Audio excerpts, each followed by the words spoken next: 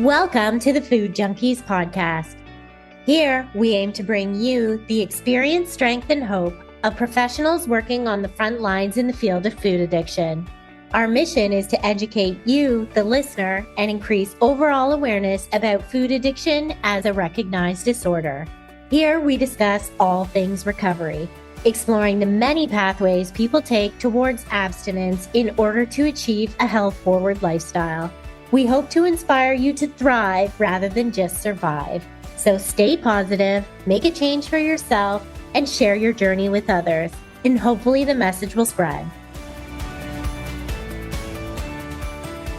We heard about the GLP1s for weight loss, but what about for cravings for ultra-processed food? Welcome to the Food Junkies Podcast. My name is Dr. Vera Tarman, and I am your host today, along with Molly Painshab. Today, we speak with Charotte Schon Poulsen about her graduate thesis, Semaglutide and Cravings, Effects on the Experience of Cravings in Treatment with Semaglutide for Weight Loss. Charotte Schon Poulsen completed her graduate studies in Biomedical Science at the Linne University in Sweden. She holds certifications as an alcohol and drug counselor and a health coach.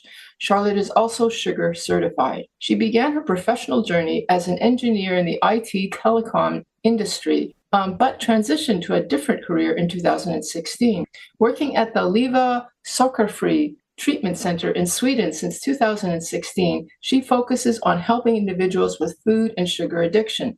Additionally, she has been at the forefront of establishing No Addiction Academy in 2022. Here, Charotte is the driving force in educating the next generation of addiction therapists, viewing addiction as one disease, addiction interaction disorder, and ultra-processed food as one outlet. She is also author of the article, along with Molly Painshab, if I may say, Low Carbohydrate and Psychoeducational Programs Show Promise for the Treatment of Ultra-Processed Food Addiction, and has published 2 books in Swedish, which I will not try to read to you, but to say that one is a self-help book for sugar-free addicts and another is a cookbook for sugar-free living. Welcome, Charotte. Thank you. That was some introduction. You've done some amazing things. So obviously it's up to us to make sure everybody knows how much we appreciate what you've put out into the world. So you're here. And as Vera said, you started out in the IT world. And so we're curious to know, how did you go from working in such a hard science-based world into the field of addiction, since you have told your story before and I've heard you say you don't have the history of addiction that many people in this field do. So can you walk us through how you got to where you are today? Yeah, I can try doing that, but it's like most things in life, they happen by coincidence. And this is also by coincidence that I actually fell into the area of addiction. I went into a sort of an identity crisis back in 2016, working with technology and thinking a little bit, is this all there is to life? And wanting to try to do something else. And then I went and knocked on my neighbor's door because I knew that she had changed her career path. And that was my colleague to be, Frida. And I just asked her, well, how do you actually start out being self-employed and entrepreneur? And we went for a walk, and we're basically still walking. And during some of the first discussions that we had there, she realized that I had some qualities that she didn't. She knew a lot about addiction, and I knew a lot about food and food planning and nourishment and biochemistry. And we figured out that would be a good combination. And we started these 3-day sugar detox for sugar addicts. So Frida was the driving force behind that. And I just tagged along, basically. We hadn't had more than 1 or 2 of the detoxes during the autumn of 2016. And then Frida sat down and said, I know that you are not an addict yourself, but you really need to get a grip on it and understand what the addiction is all about. It was my mission to really understand what addiction was about. And I dig very much into the biochemistry part of it. For the past 3 years in my studies at the Linne University, everything that I have looked at there, and all the knowledge that we have come across there, addiction I've come into it by accident, all by coincidence, but it's one of the most intriguing areas. It's so interesting to understand why we do as we do and how that can be different between the addictive personality and the normal one. So what do you think it is that makes it so that you understand addiction so well, not having that history for yourself personally? Have you ever been able to determine why you come so naturally to it? I haven't had the addiction myself, but I've been living. In my younger days, I was living with an alcoholic, so I have that perspective. I am an old smoker. I smoked for 14 years, and I smoked 30 cigarettes a day towards the end. It was only when I was really motivated to stop smoking that I managed to quit. I was addicted to cigarettes, but since I didn't have this addicted brain, since I am quite neurotypical, I could manage to quit once I had the right motivation. I've been working at a treatment center for alcohol and narcotics and comorbidities. So I've seen quite a lot of different perspectives. And of course, all the clients that we've been working with over the years, and really being able to come in and say, that is the addict words coming out. And that's actually the sober words. That's the neurotypical way of thinking, that I can actually combine the both and see both sides, I think has been the big strength. Yeah. So do you ever find that it's like an advantage or a disadvantage when you're working with your clients that you don't personally experience? There is, of course, a disadvantage that I can't tag in and say, I understand how you feel, because as one addict to another, you can always say, I know and I understand the feeling. I've been there myself. I can't use those words, but I can let our clients understand that not everybody are thinking that way, and that there are two sides to the coin. We need to know how to address the addiction to the neurotypicals as well, because a neurotypical person would just think, snap out of it. And understanding that can actually help the addict to figure out strategies and words that will actually work to explain.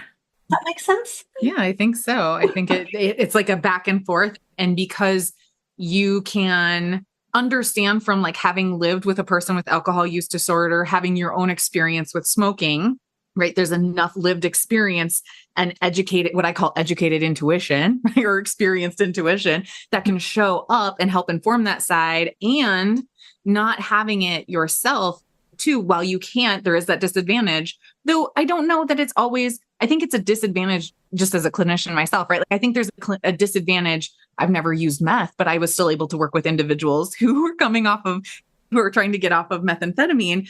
But I think that there is a positive to that too, as well, right? Where that substance doesn't do the same thing to your brain. And so you can help guide them like back to the light side, so to speak. Come back over here where, like you said, calling out the different voices. So I just appreciate your perspective on that. And I know we're going to get to the paper because that is what we really want to talk to you about. But before that, we want to know more about your No Addiction Academy. And for those of you listening, it's KNOW, like I know you.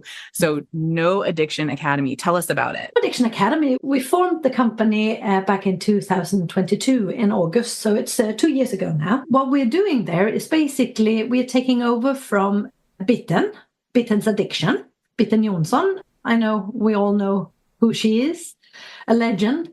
And she is educating in foreign language, in English, her HMA. And what we are doing is we're taking over that for the Swedish part. And we've been doing that for the past 2 years, educating Swedish students to become the next generation of therapists. And we work with addiction interaction disorder as the core. And what we teach, it's really not outlet specific, the core of it. Then we have the ultra-processed food addiction as a particular outlet that we are digging a bit more into. But a lot of the education is universal for addiction, basically. Great, thank you. So let's get to the study. So I became aware of you when you announced, I think it was on Facebook, that you just finished your thesis and you were really pleased about it. And I thought, oh my God, she's written a thesis about the craving angle of semaglutide or the GLP1s in general. For those of you who don't know, semaglutide is Ozempic. And we talk about the weight loss of Ozempic and everyone's all excited about it. And just on the cuff, we say, oh, yeah, it deals with cravings. People talk about how it has reduced their food noise. I thought you are the person to speak to about the actual mechanics of that phenomena, like what's actually happening there. Could you start by telling us about your study? Yeah, I can do that. And my entry into it was that, just as you mentioned, the talk around is that semaglutide is one of the effective mechanisms is that it reduces craving. And I thought, if that's true, then we really have a miracle medicine, and we need to look into it to see how that can work hand in hand with working with food addiction. I wanted to look into it from that angle, from the food addiction perspective, with the loss of control when it comes to all this food noise and craving. When we had pharmacology, when we had the class of pharmacology earlier in the studies, I wanted to just investigate one study looking into the food preferences and semaglutide. And I stumbled upon a study made by Novo Nordisk back in 2016, where they had looked at food preferences and craving from a secondary point of view in a 12-week study of medication with semaglutide. One of the scary things that I found was that they actually showed that, well, craving for savory food was diminished during these 12 weeks, but craving for sweet actually increased. And that was statistically significant from beginning till end. And that actually scared me a lot, because the craving for sweet, when you talk about food addicts, that's really one of the big issues, right? What was the study actually measuring? That was the Ozempic, that was semaglutide, yeah. Wow, that's interesting. I don't think that's listed in any of the literature for people to see. No, but it was written in that study when you started reading it more in detail. And that actually, that was the entry that I want to look deeper into this. What's the substance behind that? What is it actually doing to craving? Because there is so much talk about it removing the food noise. And I wanted to see, is this really a long-term solution, or what's the story here? I decided that should be the center of my thesis, that I would look at semaglutide and craving. And when I started looking into, it was a literary review, so I needed to find literature, of course. And I searched and searched. And when it comes to weight management, I only found 3 studies that was dealing with craving. It didn't matter how much I searched and which parameters I looked at. I tried for GLP1 analogs. If you look at Tirzepatide, the newer one, there is nothing on craving on that one. Wow. But for semaglutide, there were exactly 3 studies. There was a 12-week study back in 2016. There was a 20-week study that was published in 2021, 22. And then there was a 2-year study that was published end of 2022 or beginning of 2023. And that's the 3 studies that you can use as background if you look at craving. There is nothing else. Your thesis on cravings and weight management, it's so unique. You could develop a niche as the person to explain why cravings happen. This is fascinating. I was also really fascinated when I started looking into it. One of the things that I did now that I was looking at craving, I really dug into it from the basics with hunger and satiety and all these questions. Reading through a lot of literature, I found that normally we talk about hunger and satiety and the homeostatic regulation. We talk about insulin, we talk about leptin, perhaps CCK and ghrelin, and not so much more, right? That's exactly what I do. Exactly what you said. Yeah. That's my platform. Yeah. And I found 29 different substances, 29 different hormones, peptides, straight peptides. Some were physical or generated physically in your organs up to your brain, but others were generated in your hypothalamus to do modulation and regulation of the signals coming in. And then there are a whole bunch around in your brain that's generated to regulate your hunger and your satiety to keep homeostasis. But you both have the hedonic perspective and you have the physical homeostatic perspective. And all this is really intertwined. You can't separate them. There are specific substances that actually increase when you're tired and then increase your hunger. There are other substances that increase when you become stressed. There are other substances that are decreased when you are stressed. And all that is really, it's a huge orchestra, which altogether forms your response to all these impressions that come from the outside. It could be what you hear, what you taste, what you smell, what you feel. It could be, what you say, the tastiness in your mouth. It could be the feel in your mouth and the crunchiness. All these things. Then you mix that with the homeostatic part that reacts to fiber fullness in your stomach. You have signaling coming through your blood-brain barrier with hormones, and then you have the vagal connectivity as well with the nerve pulses, and all that come together to form an orchestra, which you have to interpret in your brain. Charlotte, you have a book in you. You've got to write that book. This is an important topic. Let's get to your study. Yeah. The study, GLP1, the semaglutide, is mimicking one of these 29 substances. And what these 3 studies showed was that in the short term, yes, there is an effect on savory food. And in the short term, there is also a very minimal effect on the sweet.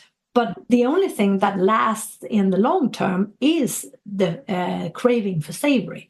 The sweet is really diminishing quite fast. What I did was I looked at, since all these 3 studies, none of them were having craving as a primary target. They were secondary or even exploratory, which also means that it is not that heavily regulated and you're allowed to do interpretations and you're allowed to play around with it to see if you can find some new patterns. For that reason, I decided to really look at the numbers of the different questions that came out. All these 3 studies were using the same format of questions, which meant that I could actually compare them over the 3 studies. And there were 19 questions about craving. 1 for hunger, 1 for satiety, and then the rest were divided in 4 to 5 questions in each group. 1 for sweet, 1 for savory, 1 for mood, and 1 for craving control. Of all of these questions, the 12-week study had 63 or 64% that were actually positive, statistically significant in the questions of craving. In the 20-week study, it came down below 60, but it was, 64 or 58. That is quite the same. But then when you look at the 2-year study, only 32% of the questions were actually statistically significant in their result, which meant that the 2-year study, at that point, the semaglutide medication were really not a lot better than the placebo. The talk now, it's helping cravings. That could be really just a short-term effect, and that within a year or 2, it would be gone. Yeah, the craving for sweets, that was the absolute worst in effect from semaglutide. That was very little effect. I also saw very little effect on mood in the long term. Are you talking about your study or those studies that led you to your study? I looked at these 3 studies, and what I saw in these 3 studies were that there were very little long-term effect on mood. Yeah. And hunger and satiety really also hurt down over time. Wow, really? So people talking about how they don't have hunger, that too? Yes, it does like this over time. We can't say what it does after 2 years because we don't have any We don't have any studies saying that. But what we can see is that day one, yes, it has effect. After 12 weeks, there is still some effect. And then it starts curving down. There is very little effect after 2 years. So your study was a compilation. Yeah, it was a literature review. And I didn't just read their conclusions. I went and compared data and put that together in my own data set. So if I'm understanding what's happening here, or if I'm understanding what you have put together, is that this medication was never designed. It wasn't specifically designed for weight loss or for cravings or any of that. It was really designed for people with type 2 diabetes, correct? Yes.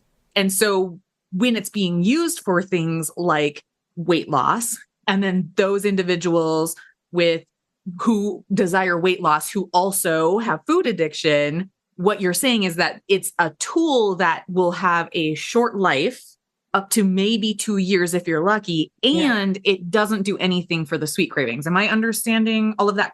Yes. Okay. Yes. Yeah. Interesting. So as far as diabetes goes, is the medication effective? Or did you look at that at all? I didn't look at that at all. I specifically chose to look at non-diabetic so that it was specifically for weight management.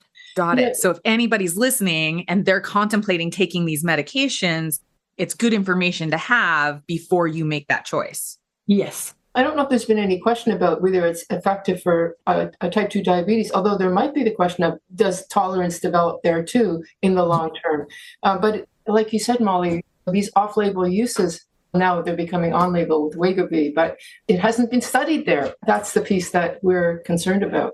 I have a huge worry. These 3 studies that I looked at had specifically picked non-diabetic participants.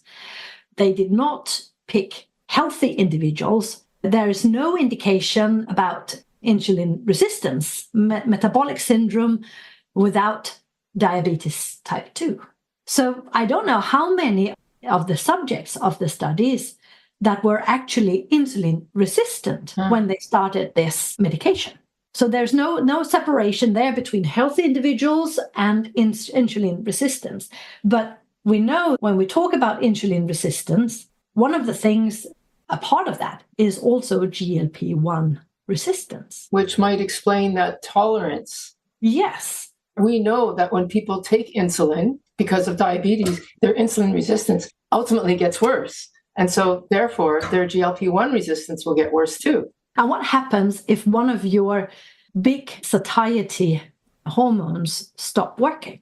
Oh, God. And what happens if you inject this mimicking hormone, which is in great abundance in the body for an entire week, instead of being with a very short half-time as the natural hormone has? What does that actually do to your resistance over time? I don't have any answer.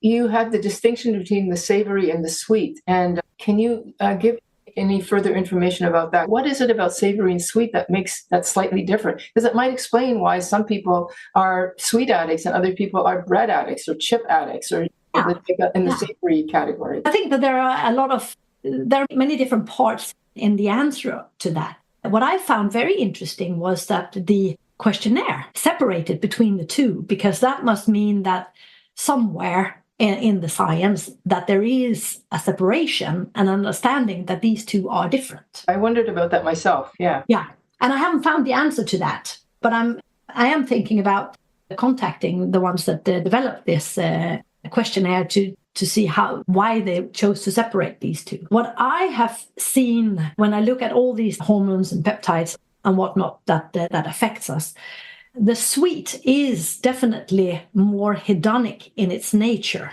And when you look at savory food, what I would really love to see, the study was designed looking at craving as a primary target in the study and separating the sweet, the salt, the umami, the fat, and looked at the craving for these different ones so that we could see the difference in reaction to it. My guess is, and this is just a guess, that when you look at the sweet, the sugar, that it is more hedonic, and that the others, even though you combine them, that it is more connected to the homeostatic regulation. But I don't have any full facts. But what we can see from this is that there is a difference in our reaction in the brain. When you talk about savory, let's just be clear. We're talking about the salt, umami, and what was it? And the fat combos. Yeah. Yeah. You're positing that seems to be more on the homeostatic, which is the insulin, the hormonal piece, really. And then more of a hormonal piece, not insulin, because insulin is working on the sugar. Yeah. But since there are at least 29 different, then the combination of it. One thing we know for sure is that it is definitely handled differently in the brain, since there is so significant differences between the savory and the sweet. Could that be, though, because we are wired to seek sweet, because our brains are the same as they were 10,000 years ago, and sweet meant safe if we were hunting and gathering? Is it possible that's at play here? Well, it's definitely biology that's at play. It's definitely biology. But I don't have a specific answer here. So somebody who's taking Ozempic, often they'll say, I eat much less. When they do eat, I see that they still choose sweet products. It's just they eat much less and they can stop. So they can essentially moderate. But this kind of fits your description. The savory piece has curbed, at least initially, but the sweet is still there. So they're still eating a bit. But overall, because they can't stand the volume, you're going to talk about nausea, I know, means that they can eat their sweet, but it's moderated. Does this make sense to you so far? Yes, it does. And you pick up on a very interesting topic, the nausea. Yes. Because as long as you eat with moderation, then it also works. But when you use it for emotional regulation, then there is no moderation, right? When there's no moderation, then you overeat. And when you overeat, you become sick. And that's where the analogy comes in with, in Swedish, we call it antabus. Antabus, yeah. Antabus. Yeah. That's right. It's a drug that people use for alcohol. So if you drink, you get violently ill and not. Right? Yeah. And with semaglutide, if you overeat on the fat and if you overeat on the sweets, you get violently sick as well. It's like an antabuse. Yes. I've never heard it described that way. That's fascinating. I don't think we can call it an antabuse for food, but I can definitely see the similarities. And that's another part that I would like to see some studies on. The safety profile is actually one of the important pieces to the puzzle, how it handles weight loss. Yeah, I've always understood the nausea to be because of the gastroparesis, the slowing of the gut. Eat so much, nothing moves, and then you end up getting nauseous. But there's a hormonal aspect to this, probably one of those 26 hormones that you're talking about. Yes, because it's signaled up that you should feel nausea because you're overeating. Yes, even though you truly aren't, but you feel like you are. So that is the essence of an antabuse. You shouldn't be sick after one glass of alcohol, but you take antabuse and you will feel sick after one glass, as if you had a bottle. I guess what I'm curious about, just because one clinician to another, what does that mean for those of us who we already know it's hard enough to quote unquote sell recovery, if you will. Mm-hmm. And so now this medication is an optional tool out there for our clients. We're not peddling it necessarily, but it's hard not to see it. The advertisements for it everywhere, whatever. We've got celebrities and we've got social media doing all the work for the companies, for the pharmaceutical companies. They don't even have to spend the money to market it, it seems.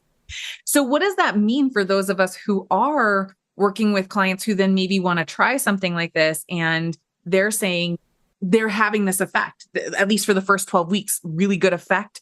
And then it's slowly starting to taper off. And potentially it's 2 years before they see it stop working.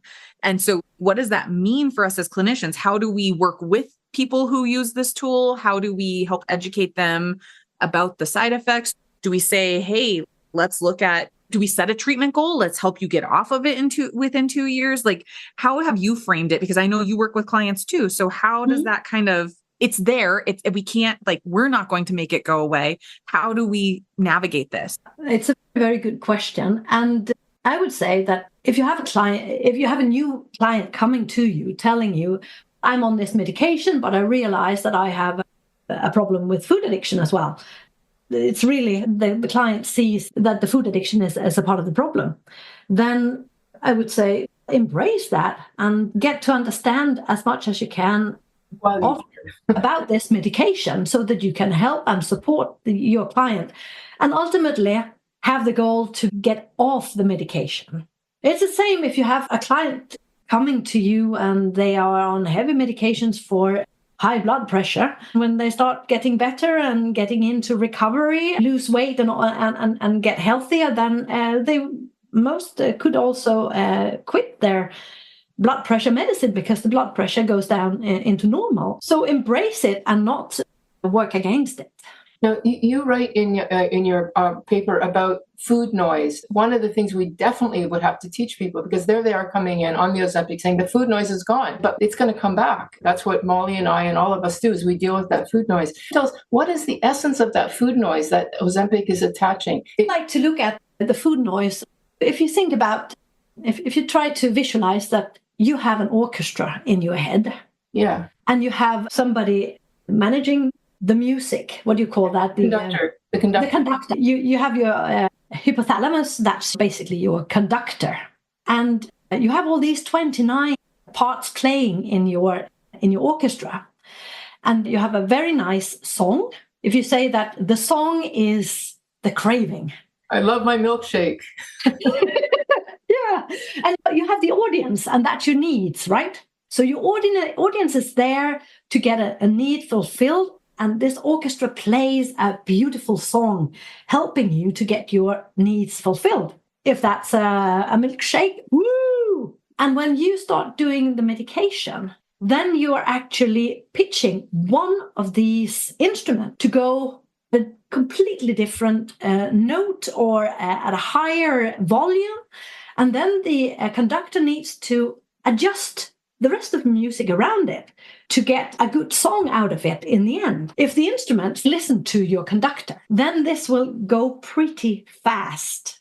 And that's why my guess is that some people don't have a lot of negative side effects because their system is able to adjust around the medication in a proper way. Perhaps even the volume goes down on the song. But the question is then, the audience, are they satisfied? Or are they sitting there, I want some more volume, now you're playing me a soft tune and I was here for rock and roll. And these basic needs, that's basically what drives our craving.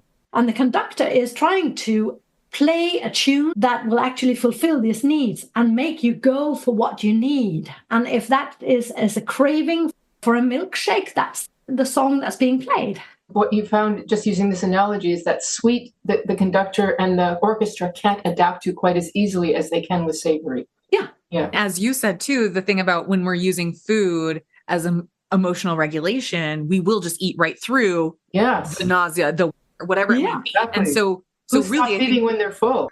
Because you're not full, because you're trying to scratch an itch that isn't actually being scratched with the food. And so I think one of your arguments made in your thesis is that there's this need for a holistic approach. When we think about this idea of this conductor, even I start thinking about like, how does that go? So when you're thinking about a holistic approach to treating cravings or food addiction, if somebody actually does, because I don't know that everybody who listens to this podcast has food addiction, but they might experience cravings. When you think about holistic approach and how we move forward with clients that we do specifically work with, or maybe even somebody who's just listening to this to get information, like what does that entail? What does that mean to you when you say holistic approach for addressing what's going on? The medication is there, and we should embrace that and use that when appropriate. But I would say it's an individual analysis that you have to make. If you have a person who is a food addict and in good recovery, doing well, but for some reason they still need to curb the weight, then this could be a tool that they could use in a controlled way to do these last bits and pieces and getting control of the weight. But if you have someone perhaps discovering that they are a food addict, maybe it can be good to help curbing the craving initially, but then understanding that this is just giving you a short break initially and you really need to deal with everything and start building the tools to handle things when they come back. So that's one part of it. When we talk about a holistic approach, it's really highly individualized, and it can include medication or not, but you have to work with the psychosocial part of it. Teach the client tools to manage all this with emotional eating, because the emotional eating will still be there. Can you speak to using this for drugs, not food, drugs, like cocaine, like heroin? How would it work there? How can a GLP-1 make me not want to pick up a cigarette?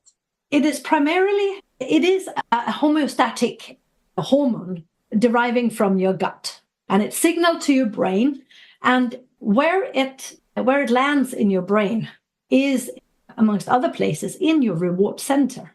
It is connecting to your reward system. It is connecting to your brainstem. It's connecting to many different places in your brain. Okay. And some of it gives a hedonic regulation, and that's why it works initially.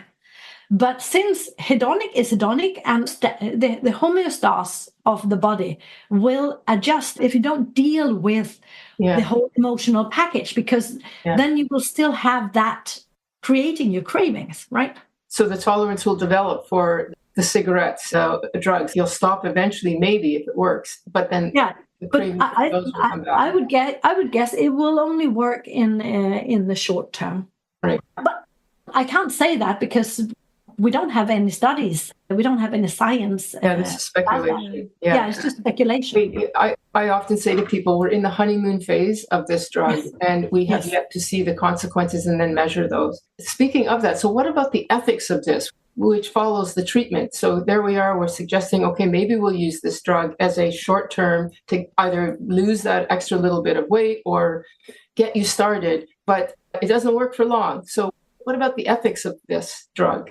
I would say that use it for diabetes, definitely.